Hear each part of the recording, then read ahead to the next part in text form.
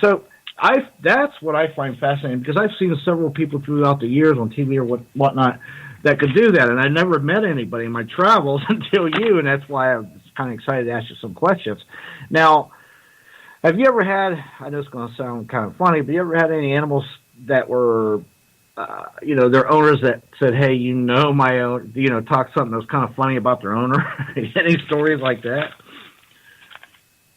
comes to your mind? Not offhand. The biggest thing that I run into is horses are always the big thing. Like when I do lectures on horses, there always be somebody in the audience that raises their hand and says, "Well, they can tell you if we hit them." And I'm like, "Yeah." And you can tell by the girl's face. It's like, oh, she hits her horse when nobody's around, and she thinks she gets away with it. So again, it's education that there's no place where the universe consciousness isn't, and yeah, they can tell on you.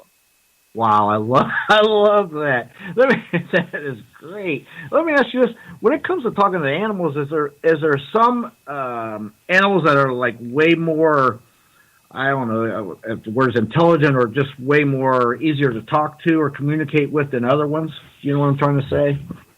Yeah, it seems like animals have an oversoul, so all cats will be more alike, dogs will be more alike. I see a lot of similarity in dogs within a breed. And then with cats, they're totally different than dogs and horses. I mainly do tame animals. I've talked to spiders, I've talked to rats, I've talked to lizards, but I mainly do cats, dogs, and horses. And cats they're not afraid of dying. And they will, like, neither cats or dogs can lie, but dogs are nice. Cats will get mad and cats will get even with you. Yeah, they will. They're too dang independent. Yeah. And they're not afraid to die. They got 9 lives. Well, right. Oh, my. Oh, yeah. Like, I'll look for a lost cat, and it'll be, like, 10 miles from home, and it'll be like, well, can't I just die and come back? Why do I have to walk back 10 miles? Oh, my goodness. And I'll be like, wow. Your owner does not like that solution.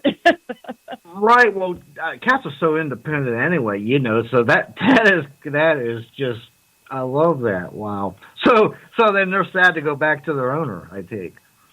Well, dying is like walking from the kitchen to the living room for them. It's a whole different realm. Really, you can't really get them upset about dying, and even like sometimes they'll say they're doing a walkabout and they won't be home, but they don't think they've left either. Oh, wow. Okay. That is fascinating. That really is. Let me ask you, now you say you talk to cats, mostly horses and dogs.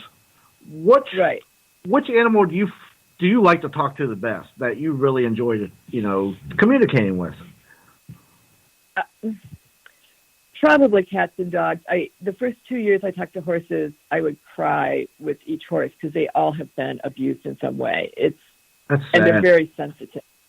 And so, and my ability to help them out of that situation a lot of times was limited. So I had to kind of really buff up to talk to horses. Cats and dogs are fun. Mm-hmm. And they love their humans. They want to have a closer relationship to their humans. I talk to dogs probably, like, I would suggest doing something to solve, like, communication errors and obedience stuff. And it was about 4 years into doing this before I had a dog tell me no. And I realized, like, they didn't have to do what I said, because for the first 4 years, every dog I talked to did what I asked them to do, Yeah. So you came across that one stubborn one there. Yeah. Well, and that made me realize they do have free will. They want to please us so much, they will just do what we want. Can I ask what breed of dog that was, if you remember by chance? I'm just curious. I want to say it was a terrier. Okay. They're kind of wiry. They're in a world of their own, too. Yeah, they are sometimes. Oh, that is fascinating. Now, you talked about you do channeling. Is that correct? Is that what you said? Okay.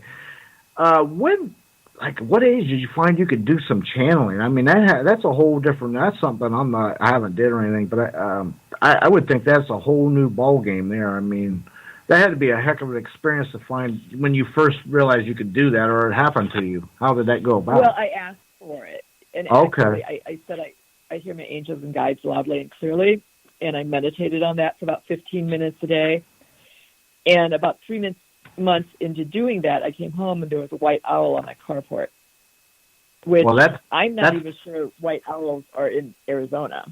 It was like a Harry Potter owl. Well, I can tell you this much. That's a sign. If that's not a not a sign. Right. It looked at me over the car hood for what seemed like 15 minutes, and then it flew up under the roof of my house where there is no place for it to have flown. So it was definitely an interdimensional owl. Oh, my. And wow. after I saw him, I've heard the angels ever since. So that was your cue, so to speak. Yeah, that was them telling me the power was turned on, apparently. Yeah, that was your awakening moment or epiphany or whatever you want to say. So about what age was you then when that took place? Oh, I was in my late 30s. Okay. So yeah. So now you obviously must use this as a tool to either help people or cross spirits over, or tell me a little bit about that. Well, I do all of those things. I basically, when somebody gets a hold of me, I look and see what it is that is going on with them. And because I work with the angels, I don't have to have the answers to what's going on with them. I have to just listen to see what the angels want to do. Mm. So I have, I've crossed people over. Probably about 4 or 5 years in, I ran into a woman that had a demon in her house. I didn't really want to believe in demons, but the angels were like, well, this is a demon. And it was a black creature with a red mouth. And it was weird because I saw it screaming in the ear of one of the woman's daughters. And I asked the woman about it, and she said her daughter wore headphones all the time to not hear the noise. Oh, wow. And she had 3 daughters at home, and 3 out of the 4 of these women had seen this thing.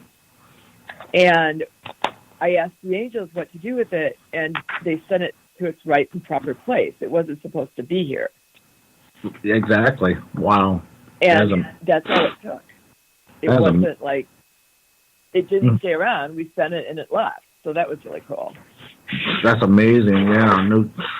No kidding. Wow. So that just fascinates me that you can do that. I got to ask you though, now, have you only come across in your travels a demon one time or more than once? Okay, so what I was taught is if you stare at something, it stares back. I don't look for demons. If somebody has one attached to them, I deal with it. But I'm not out there, like, looking for what's in that. Right, no, I understand that totally. I got you. It's been several times, but I don't, I'm not, that's not my business. No, I get that. What I do is I say the thing that John Edwards said, which is I stand in the light of God and nothing else has anything to do with me. That's a good way to go. I don't know about you. I'm really sensitive. And even like I've worked on a couple of murders and I can always feel the murderer there. And those people they're as creepy as demons. Yeah, well, yeah, and I got it. That brings me to a point I want to run across you.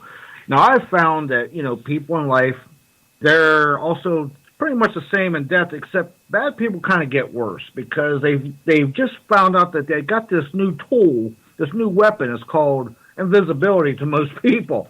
So if they're a serial killer or just a rotten person, I got to tell you, some of them are really worse than death. Can you relate to that maybe a little bit too? Well, the big thing I do is find out why they're staying. If they're having people give them energy and that gives them power, they get really kind of creepy sometimes.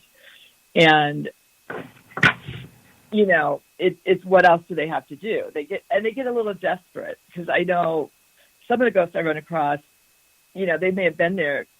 I had some ghosts from the Civil War that I ran across. Oh, where was that? Where was that at? That's in my book. It was an interesting tale. This dog was a German Shepherd, and all of a sudden he quit peeing outside. Oh, And wow. when I talked to him, there were some ghosts outside that were giving him a hard time. And they had gotten into all these houses on this block and gotten energy out of these houses, except for my clients, because her dog was guarding the house. And so they trapped the dog. When the dog went outside, they wouldn't let the dog back in the doggy door. So then the dog didn't want to go outside at all. Wow. And, yeah, and when I talked to these ghosts, they were from the Civil War, and they had stolen a horse. They knew that they were from the South. They knew that the war was ending, and they were losing. So instead of staying around for the last part of the battle, they went to Arizona. Okay. And they would have gotten away with it, but they stole the horse, and those were property of the Army. So they probably got hung or something. They got hung as horse thieves, yes. Oh, okay. Now let me ask you this: did they realize they were dead, or was they afraid to go to hell, or what was the reasoning? They knew they were dead. Okay, so here's the deal: they knew they were dead, but they were like in their 20s, and they thought that they could go back to their wives when they died. And instead of that, they got attached to the place they died. Okay, fascinating. That's fascinating. Which wow. Usually, like ghosts are either attached to a place or a person or a group of people. Or things, I guess, sometimes objects or whatever, too, maybe, right? Yeah. Yeah, I guess it could be a place, could be also a thing. Yeah, oh, I'm sorry, like, yeah. I noticed with suicides a lot, they're attached to where they killed themselves. Okay. And now I got to ask you about that.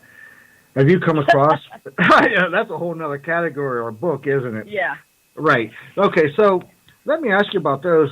Now, I know you've had to come across some suicide people. Now, there must be a whole gamut of explanations or reasons or what's going on with them. Just run some by me. What your experiences with the suicide deaths that you've come across? The thing, and that's a good thing to tell people is suicide isn't the answer, because what happens is I've talked to people that commit suicide like 50 years ago or 10 years ago, 100 years ago, and they're still thinking about what it was that was so bad that they had to kill themselves. Wow. Like, I had a guy that had killed himself because his partner was wanting to date somebody else, and he thought his partner went to this party to see this girl, and the reality was that wasn't true. But the suicide put his head in the oven and killed himself, and so he still thought that, even though that wasn't true. Because he didn't. They don't get any more information from after they die. It's weird. So they're like in a lower level darkness, so to speak. Yeah, they're like. I talked to a woman that worked with Raymond Moody just for suicides, and she thought they went to a different place. I think they do. From in my world, they're kind of in a lower vibrational level in darkness, so to speak, until they, over time, I don't know, kind to. What do you call, make up for what they've done or whatever, because does it kind of throw off, if they're reincarnating, does it kind of throw off the script of the play that they're kind of supposed to play out for a bunch of people? I mean, really, if you think about it. So that's what I do, I still send those people to heaven. Mm-hmm. Okay. Because what I did is what I'm told is our body belongs to God, so if we kill ourselves, it's like we're stepping outside of universal law. Right. Well, we're all connected, so that throws a big wrench in the whole thing.